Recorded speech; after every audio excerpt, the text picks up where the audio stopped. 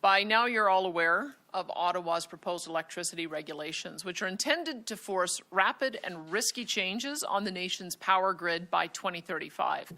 If implemented, the proposed federal electricity regulations will stick Canadian families and businesses with unaffordable bills and provincial governments with crushing debt.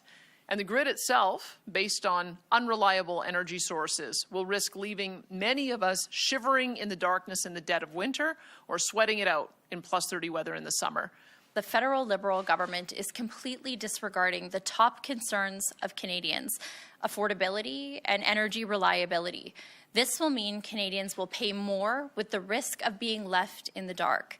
Minister Guilbeault has already hinted that non-compliance with these federal electricity regulations, turning on the power for Albertans and Canadians, could be seen as a violation of the criminal code. Now, luckily, our Premier Smith, has said no one will go to jail for keeping the lights on here in Alberta. Unfortunately, Ottawa doesn't feel the same. In their rush to serve narrow ideological interests and pat themselves on the back, they didn't stop to think about the consequences for Canadians. Wind and solar are intermittent.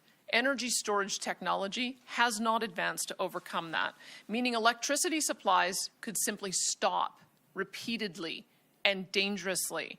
So under the proposed changes, our province would be left at risk of blackouts and brownouts at the mercy of -30-degree deep freezes during the coldest months of the winter and +30-degree heat waves in the hottest months of summer. These are facts that Ottawa chooses to ignore. The key words here are reliable and affordable. Anything else will lead to ruin for Canadian families, businesses, and the economy.